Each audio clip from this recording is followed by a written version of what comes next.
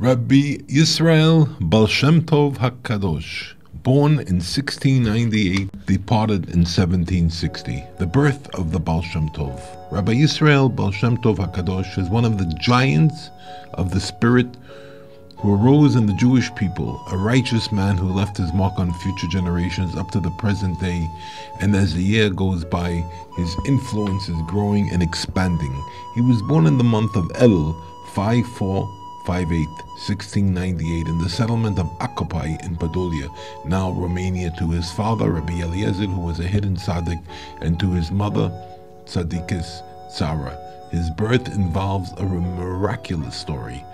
Once bandits attacked the settlement where Rabbi Elazar and Sarah lived. They took Rabbi Eliezer captive while his wife managed to escape to another city where she became a midwife and thus earned a living. Her husband was taken to a distant country where no Jews lived and sold into slavery. He served his master faithfully, and his master, who loved him, allowed him to rest on Shabbat. Many times the thought of running away came to him, but then he was told in a dream, "Don't push the time, because you still need to be in this country." Things unfolded when his master gave him as a gift to the prime minister and the king's advisor. Rabbi Eliezer pleased his new master, who gave him a private room to live, and no work was assigned to him except to present a bowl of water to his master every time he came home to wash his feet. At that time, Rabbi Eliezer studied Torah and prayed in his private room. Once, the king consulted with his advisor in connection with the war that was started against his country, but the advisor failed in his mission and was unable to satisfy the king's will. Following the loss in the war, the king was angry with his advisor, and he returned home sad and angry. When his servant Rabbi Eliezer came out to meet him with the bowl of water, the advisor did not talk to him, and the servant asked, "Master, why is your face sullen? Please tell me what is bothering you." The advisor scolded him and chased him away, but Rabbi Eliezer did not give up. He turned to his master again and again and asked him to tell him why he was so sad, until the advisor revealed him the reason. Rabbi Eliezer replied to him, "God has all the solutions. I will ask the Creator to show me how to properly conduct the war and provide you the answer." And indeed, the request was answered from heaven, and the way to win was revealed to him. The next day he told the answer to his master, who was greatly surprised by the brilliant strategy, went to the king with joy and laid it before him. When the king heard the details of the heavenly plan, he was amazed and responded, "This is not human intelligence, but divine, and I do not know you as a divine man. It is only if you are a sorcerer." Here the advisor was forced to reveal to the king from whom he received the clever solution to the war crisis. After this, the king decided to appoint Rabbi Eliezer as a military strategist, and he won all the battles. Later, the prophet Eliyahu appeared to him and said, "Because you bravely faced all the trials and did not leave the commandments of your God, even in difficult situations, a son will be born to you, and you will enlighten the eyes of Israel, and in him the verse of the prophet Isaiah will be fulfilled. Israel, in whom I shall be glorified." When he returned to his home, he found his wife alive, and after some time a son was born to them. When they were close to 100 years old, the Baal Shem Tov HaKadosh said about this, that his holy soul could have come only to the parents in their old age, after the evil instinct had ceased from them. The Baal Shem Tov's family was attributed to King David. When Israel was a 5-year-old boy, his father Rabbi Eliezer fell ill. He called his son and said to him, "Israel, my son, I see that I must leave this world and I will not get to raise you. But my love, remember for all your days that the Lord is with you. Therefore do not fear anything created in the world, only serve the Lord. Blessed be his name." Rabbi Eliezer died soon. A short time later, Israel's mother also passed away. Israel remembered well what his father told him before his death. Already at a young age, he began to isolate himself. He would walk alone in the great forest, delve into contemplation, and pour out his heart before the Creator in poetry and conversation that came from the depth of his soul. This is how he was able to rise to higher spiritual levels. The writings of Rabbi Adam Baal Shem. In 1710, when Israel was 12, he became an assistant of the infant teacher of a rabbi's house. He would accompany children to school while singing with them songs of faith in God. When Yisrael was 14, the acknowledged Torah tzaddik, Adam Baal Shem, died. But before his death, he commanded his son to hand over the holy writings in the hand to Rabbi Yisrael from Akapai settlement. The son inquired with the residents of Akapai, and no one should tell him who Rabbi Yisrael was until they finally realized that maybe the reference was to the young assistant of the teacher, and indeed the son of the rabbi gave him the writings.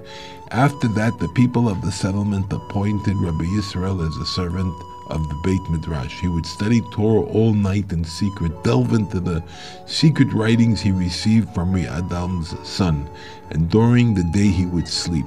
The people of the settlement thought he slept day and night. This was the way he chose at that time to hide his greatness from people. After some time, the people of the settlement married him off, but his wife died a short time later.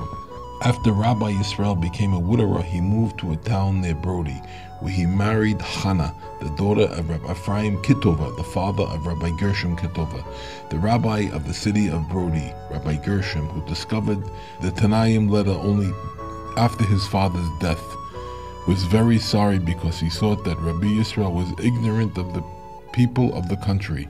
But later, when he recognized his immense greatness, he became one of his distinguished students. When he was about 18 years old, the Baal Shem Tov married to his wife, the Tzaddikus Hannah.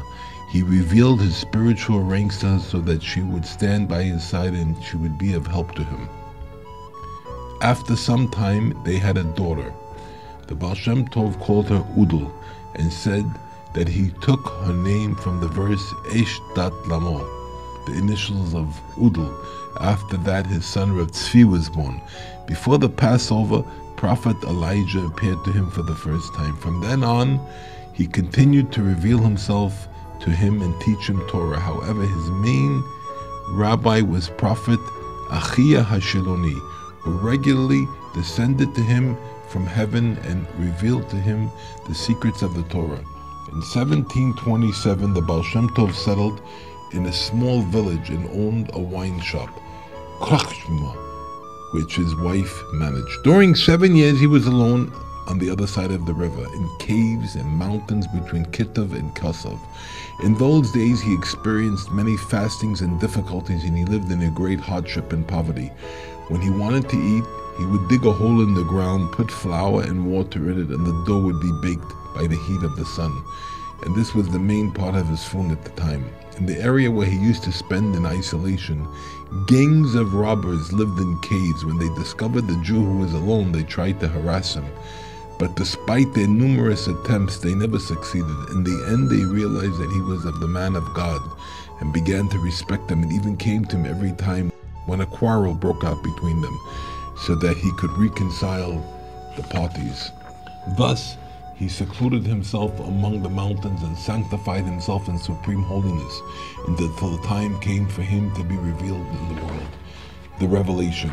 1 week, Rabbi Israel would make his way over the bridge across the river towards the city where he used to buy brandy for his shop. He secluded himself during all week in a rock-hewn cave, studied Torah and prayed while eating almost nothing, and on Shabbat evening he bought the drink and returned to his home and brought it to his wife. His brother-in-law, Rabbi Gershom, considered at that time to be a simple person with the people of Israel who does not know Torah at all, and he constantly tried to persuade his sister to divorce her husband. She refused because she knew the greatness of her husband, Rabbi Yisrael, but he forbade her to reveal who he really was. In Kitov, there was an obsessed woman who used to reveal to everyone all their hidden deeds, good and bad. It was a phenomenon that became known all over the area. One day it occurred to Rabbi Gershom to bring his brother-in-law Rabbi Yisrael to the woman so that he would receive morals from her and come back to the right way. Rabbi Gershom asked Rabbi Moshe of Kitov to take advantage of his authority and take him to the woman, and indeed he did so. When they entered the woman's place, she said to Reb Moshe, "Welcome, holy and pure." The Baal Shem Tov entered last, and then she said, "Welcome, Rabbi Israel. Do you think I'm afraid of you? No, I'm not afraid, because I know that you were warned by heaven not to use the holy name until you were 36 years old. In fact, it was the spirit of a deceased person who entered that woman, and the spirit spoke to Rabbi Israel. Rabbi Baal Shem Tov HaKadosh ignored it because he did not want to be revealed yet.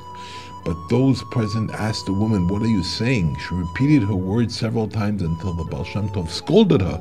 "If you do not keep quiet, I will assemble a special of the court, and they will allow me to use the holy name, and I will expel you from this woman."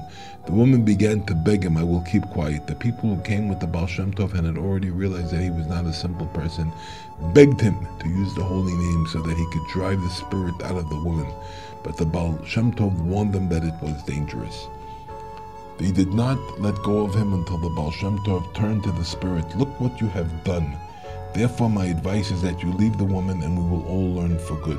When the Baal Shem Tov asked the deceased his name, he replied, "I cannot reveal my name to many, because it will be a shame for my sons who live in the city." When people left, the deceased revealed his name. He was a well-known figure in the city. After his death, he became a ghost because of his habit of joking about God-fearing people who lived in the city. After all, he left the woman and she was safe and sound. From that day on, people in that region recognized the hidden greatness of Rabbi Israel. They did not agree that he should be a wine shop owner, and arranged for him that the position of a teacher for children was a rich man. After that, he moved to the city of Telos and also taught there. He gathered a group of people around him and held prayer meetings with them in his home. Prayers that were held loudly and enthusiastically. Even in Telos, he still lived in great poverty, but in 1734 he became known as a great tzaddik, until everyone called him Rabbi Yisrael Baal Shem. He left the job of teaching, and Jews from all over went to receive guidance and advice, and he be blessed by him. Over time, many students, scholars, and righteous people approached him. Mezhebush. Around 1740, his only son, Reb Tzvi, was born. From the city of Toulouse, Rabbi Yisrael Baal Shem Tov moved to live in the city of Kolanoye, and from there he moved to Mezhebush, where he made his home near the famous wooden synagogue in Mezhebush.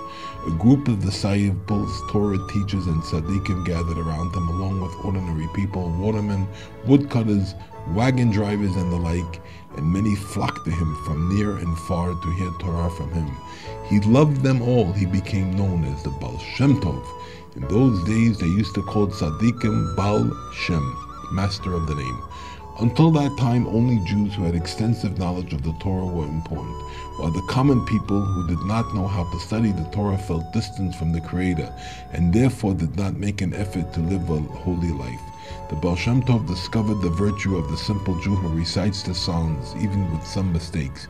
The Baal Shem Tov penetrated the hearts of his listeners, who realized that the Creator loves everyone with infinite love that does not depend on one or other actions. It is said that once a barren couple came to him and they cried before him to bless them, that they would be able to give birth to a child. The Baal Shem Tov promised them that within a year a son will be born to them.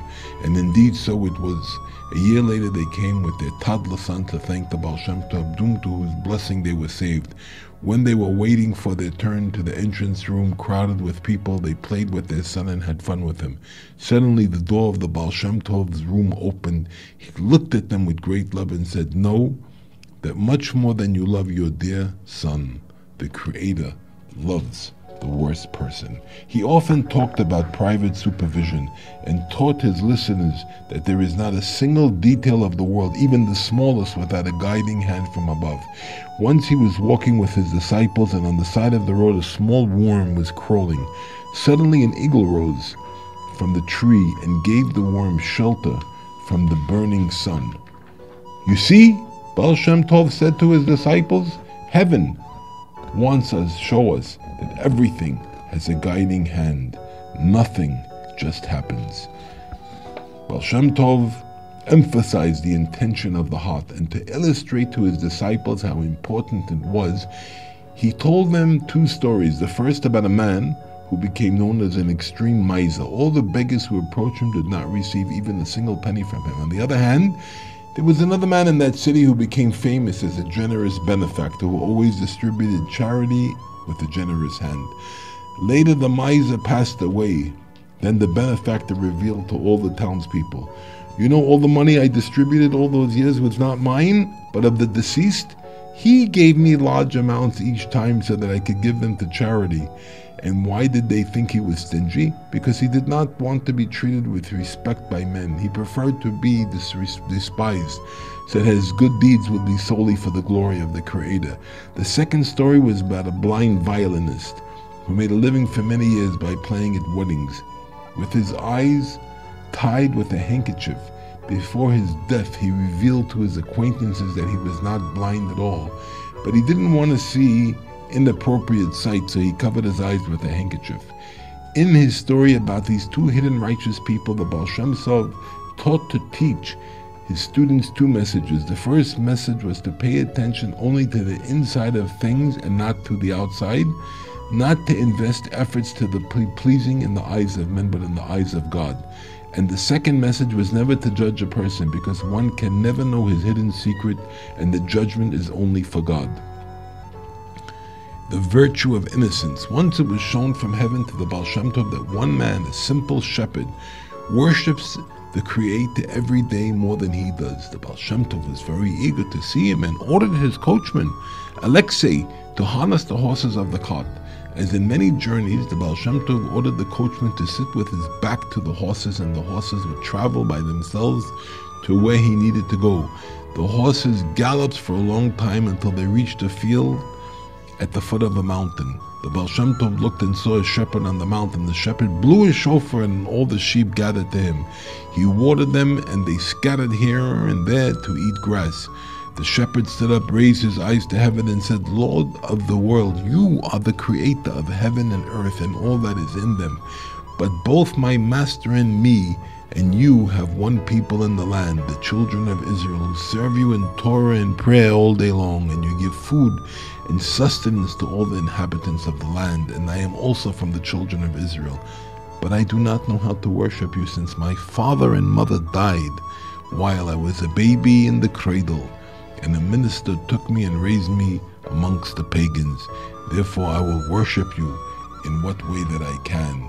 The shepherd began to blow his shofar in honor of the Creator, again and again with all his might, until he got tired and fell to the ground in exhaustion.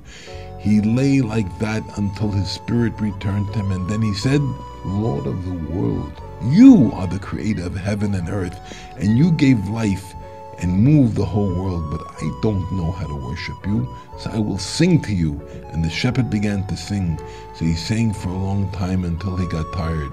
When he recovered, he said, "Lord of the world, I can blow the shofar, and I blew the shofar to worship you.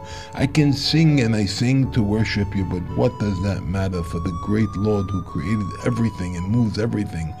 But there is one more thing I know how to do. I know how to stand on my head." He stood upside down, head down, with feet up for a long time until he got tired. When he recovered, he said, "Creator, what else can I do to worship you? Yesterday my master made a feast for all his servants, including me, and gave a coin to each one. I'll give the coin to you." He took the coin out of his pocket and threw it into the sky. And the Baal Shem Tov saw in that moment, in his spiritual vision, a hand coming out of the sky and receiving the coin. And yet the shepherd's mind still did not rest. And he said, "Creator of the world, here I heard that you give a wage to those who work for you. This wage I give you back." When the Baal Shem Tov saw this, he said excitedly, "The simple Jew is truly worshiping with all your heart and your soul and all your strength, not in order to receive a reward." During one of the Baal Shem Tov's journeys, he stayed in the village in the house of a simple Jewish farmer. As was his custom, the Baal Shem Tov got up at night for his holy work, and there he saw that the farmer also woke from his sleep. And he took an old siddur, very thick, and began to say with wonderful innocence the whole thing from beginning to end. Shabbat and Yom Tov prayers, Rosh Hashanah and Yom Kippur prayers, Chanukah and Purim, and all the blessings of the Tanaim. His prayers lasted for long hours, and only when the day dawned did he finish saying the entire Siddur. When the Baal Shem Tov saw this, he was pained that such an innocent Jew would say so many blessings in vain. After the breakfast the farmer served before him, the Baal Shem Tov warned him about the seriousness of saying prayers in vain. But the farmer replied at the end, "Holy Rabbi, what can I do? When I was still a child with my father and my father died, there was no one to teach me. I don't know anything except reading the words. I only remember this, that my father used to pray with this Siddur every day. Therefore, I do like to pray with the Siddur as well. And thus I feel that I am doing my duty as a Jew, praying every day before our Father in heaven. And now, it is not enough for me that I pray with great effort. I will also receive a great punishment for that." When the Baal Shem Tov heard his heartfelt words, he asked, "If I teach you the order of the prayers, will you observe it?" The farmer responded, "With great joy, I will certainly do as you say. I provided that I escape the severe punishment. If so," said the Baal Shem Tov, "bring me a bundle of straw from the yard." The farmer brought a bundle of straw, and the Baal Shem Tov took one large stalk and placed it in the morning prayer. And then he placed a small stalk from it in the mincha prayer, and thus marked for him the Shabbat and holiday prayers. The Baal Shem Tov repeated the order several times until the farmer knew very well each straw for which prayer it marked, and was very happy that now he knew how to pray each prayer at its time. He thanked the Baal Shem Tov, and the Baal Shem Tov went on his way. But hardly an hour passed, and his joy of the world disappeared. The arrangement was blown from his hand, and all the stalks of straw were scattered on the ground. The farmer was broken and lost. What will he do now that he has an arrangement and is not allowed to pray? With his great heart, he ran outside lest he should catch up with the Baal Shem Tov on his way. In his running, he reached the bank of the river, where he saw from afar the Baal Shem Tov sailing in the river on top of a cloth handkerchief without a boat or a ferry. So he began to shout with all his might, "Rabbi, Rabbi, save me."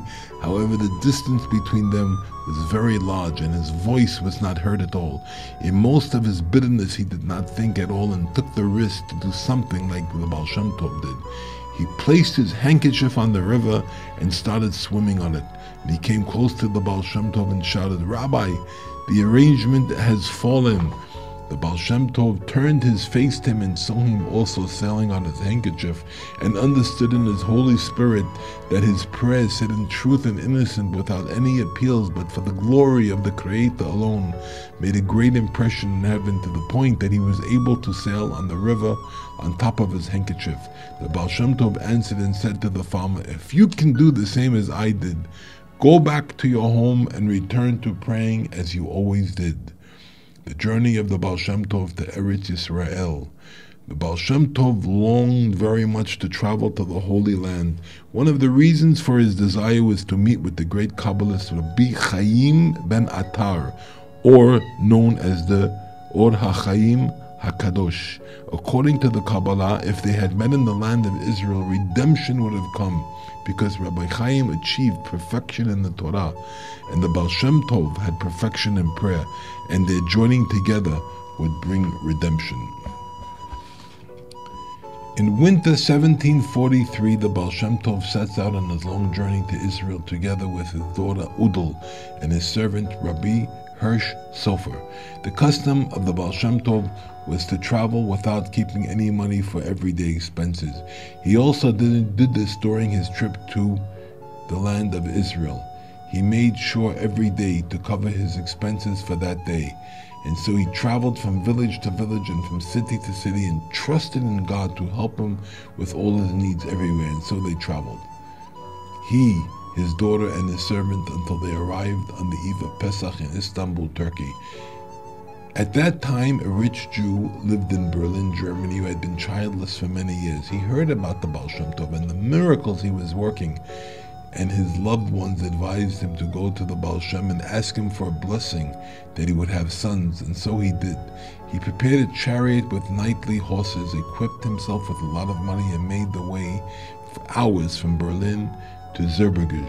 When he came to Mezhebuj and inquired where the tzaddik was, the members of the household told him that he had recently traveled from here on his way to the land of Israel.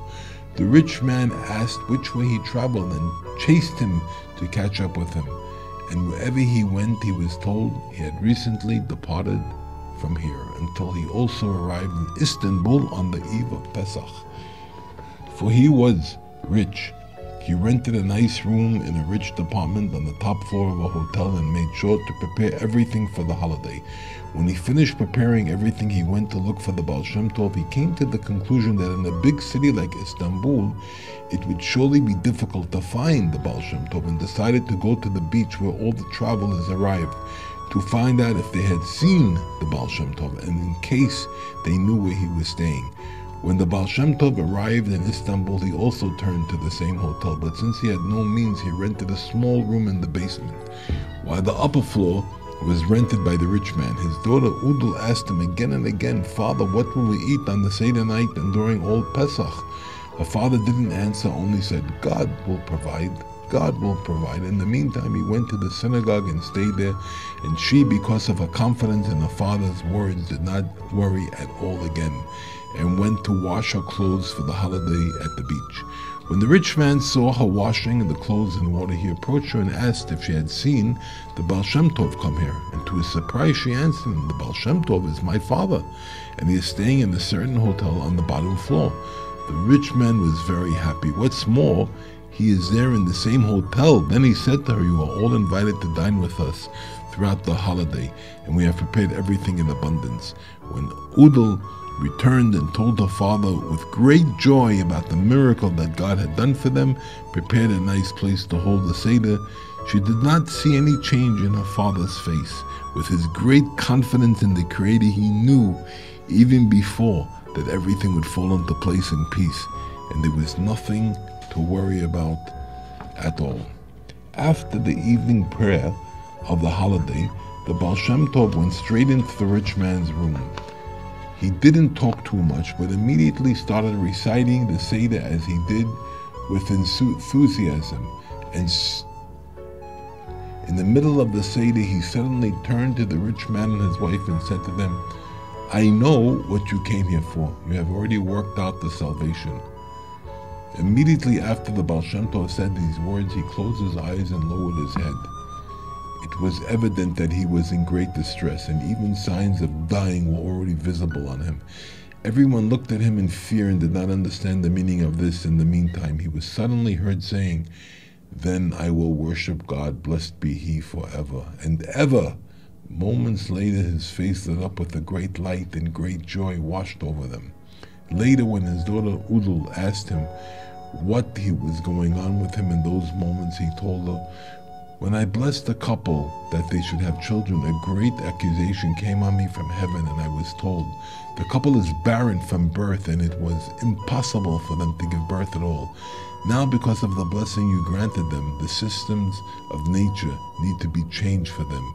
So it was decided that they will take all your part in the next world." When I heard this, the Baal Shem Tov continued, "I happily said, then I will worship God without reward in the world to come. That way I can serve Him without any contact and personal touch at all. With my devotion to the work of Creator was seen in heaven." They stopped and said that I will win again in the next world, and the barren couple will also win children. From this came the great joy and light in my face. He continued to recite the Seder with great enthusiasm without any unnecessary talk, and when he came to the verse from the Psalms, "He alone does great wonders," he repeatedly said the words, He alone, with a great emphasis. At that very time, a real drama took place in Istanbul.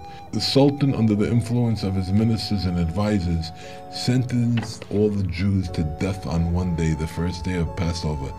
The ministers swore to each other that they would not reveal the decree to anyone from the outside, so that the Jews would not act to cancel it. And whoever leaks the plan, he will also be killed. Among the ministers, there was one minister who loved Israel. Horrified by the cruel decree on innocent people, women and children, he went into a panic on the night of Pesach to the head of the Jewish community and secretly revealed the plot to him. My life will be in danger if it becomes known to the Sultan that you know about this decree, and therefore I cannot advise you to try to influence him. I only came to inform you that you should know about the trouble that is about to come upon you and know what is in front of you, to give advice on the matter.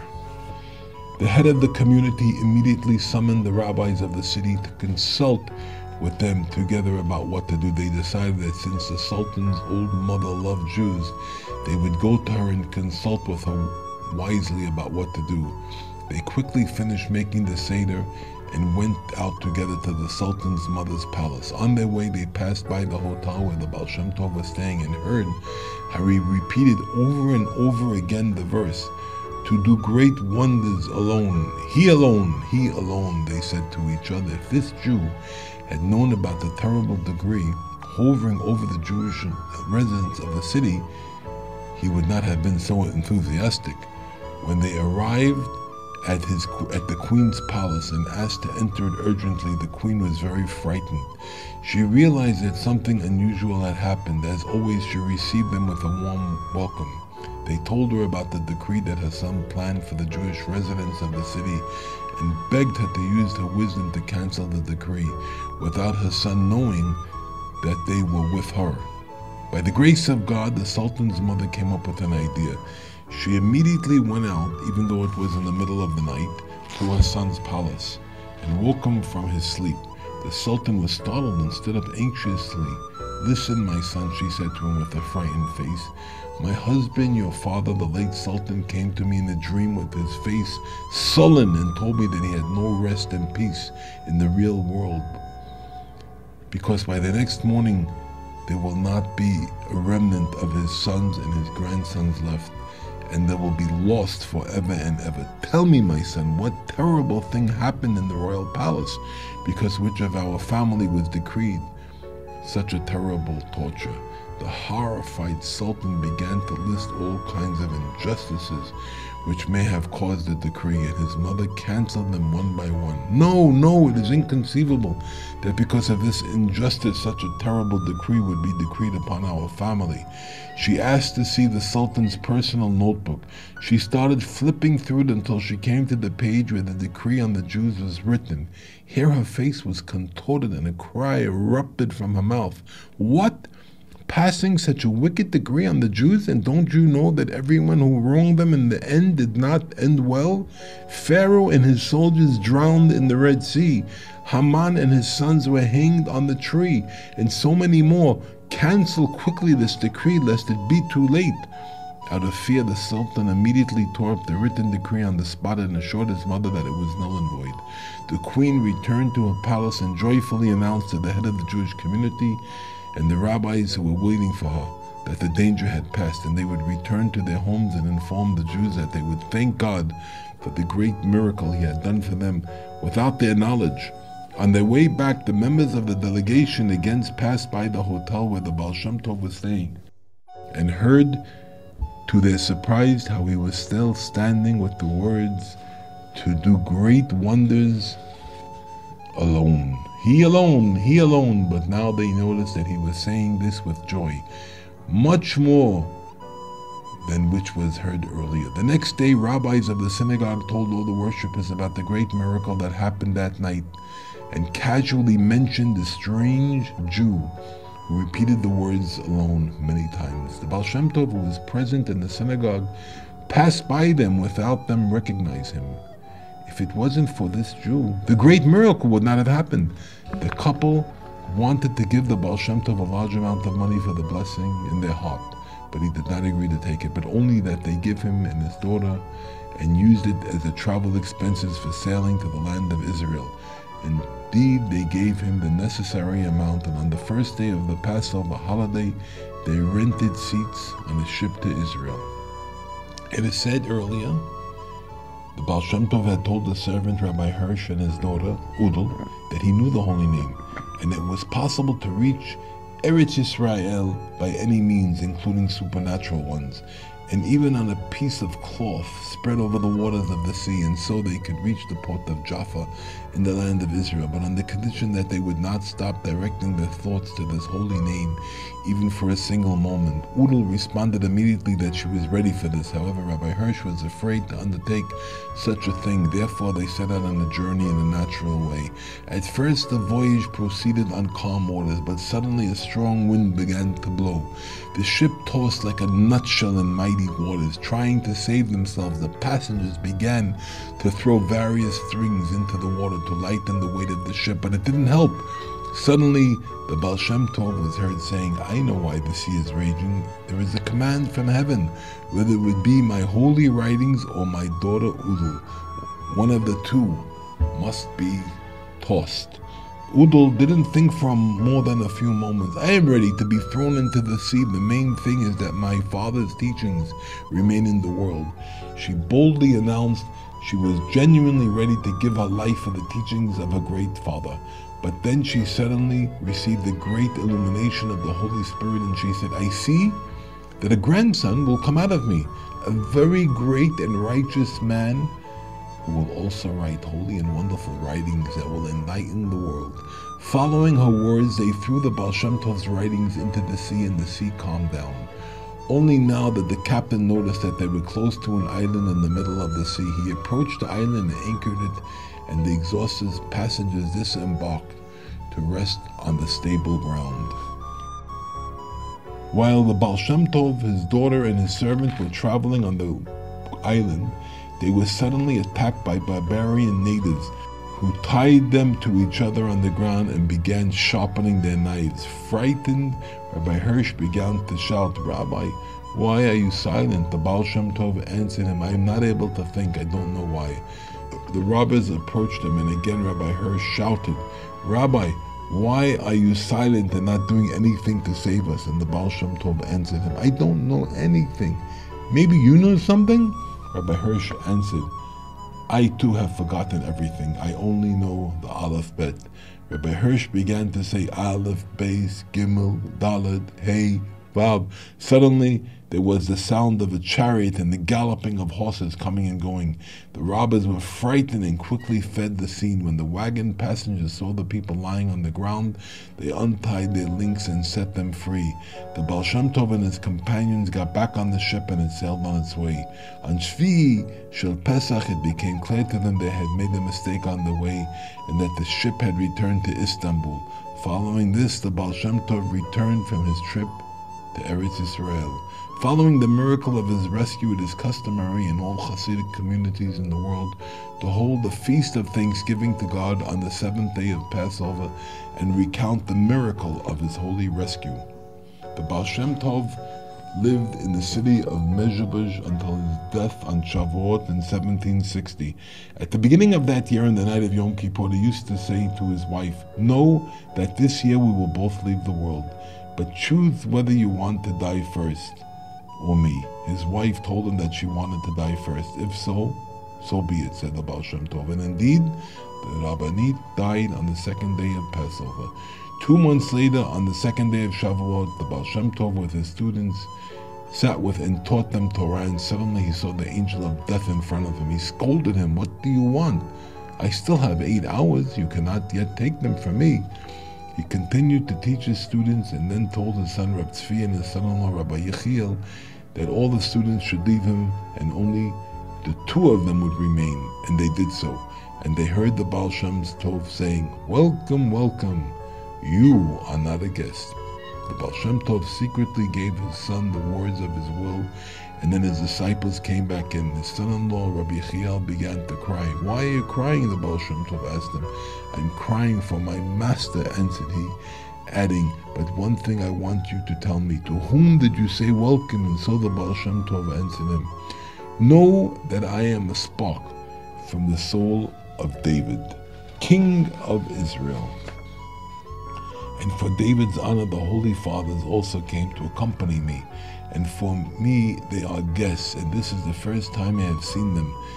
But the one to whom I said, "You are not a guest," was the prophet Elijah. I remember well that he is not a guest because It has been 36 years since he has been with me.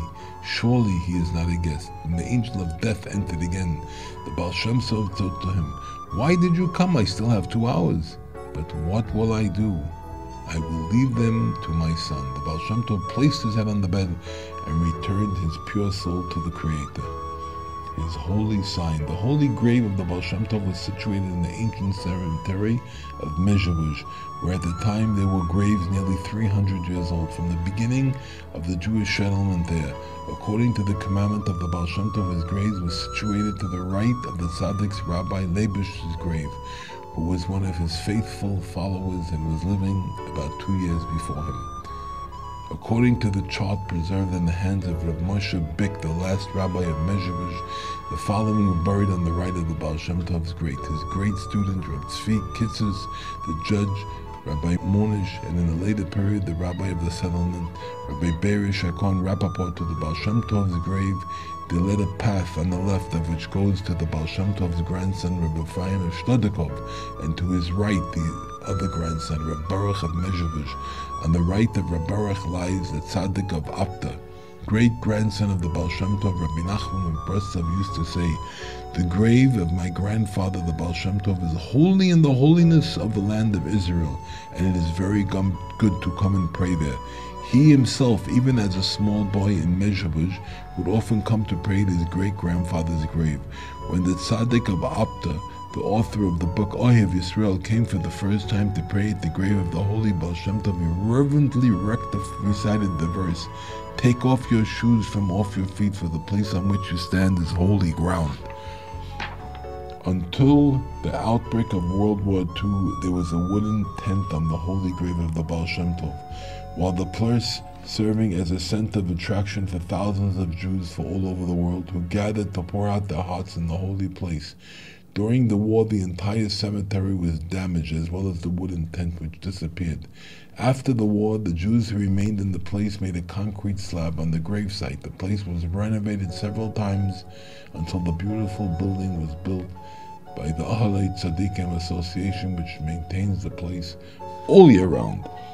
To this day, everyone who comes to the grave of the Baal Shem Tov testifies to an uplifting spiritual feeling that surrounds him.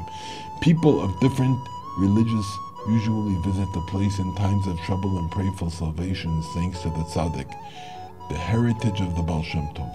As mentioned, the writings of the Baal Shem Tov did not survive. His teachings, which were nicknamed Torah's Hasidus, were passed on to future generations by his students. Amongst them, Rabbi Yaakov Yosef of Polnoi, author of the holy books Toldat Yaakov Yosef, Ben Pora Yosef, Tzvanat Paneach, and Ketunat Pasim. Magid Rabbi Dov Ben of Mezerich, although he did not write books himself, is considered one of the greatest of the legacy of the Baal Shem Tov, and raised the generations of students who were tzaddikim themselves and who spread the teachings of Hasidim in the world. More of his greatest students, Reb Pinchas of Koritz, the Maggid Rabbi Nachman of Chernobyl, Reb Gershon of Kitav, brother-in-law of the Baal Shem Tov, Reb Chaim of Krasner, Reb Hirsch Seifert, Reb Shabtai Mokshov, Reb David of Mikolov, Reb David Lakis, Reb David Fox, Reb Zev Wolf Kitzis, Reb Yehuda Lev of Polnia, the Mokshin, Reb Meir of Mashnij, Reb Nachman of Horidenke, Reb Shmuel of Kaminka, Reb Alexander Shochet, Reb Yitzhak Adrovich, and his son Reb Yechiel Michal of Mazachev, Rabbi Nachman of Kosov, Rabbi Nachman Mendel of Bar, and many others. The main biographical book, Praises of the Baal Shem Tov, is written by his student Reb Dov Ber of Linz. He added stories he heard from other students, mainly from Rabbi Gedalia of Linz. The book was handwritten in many copies and distributed amongst the Hasidim. It was then printed for the first time in 1815 and then published in many editions. The Baal Shem Tov sayings: sadness locks the gates of heaven, prayer opens the locked gates, and joy has the power to break down walls. A man is where his thoughts are. The world is full of divine sights, but a small hand in front of his eyes hides what can be seen. Everything a person sees or hears contains a message and a lesson for the work of the Creator.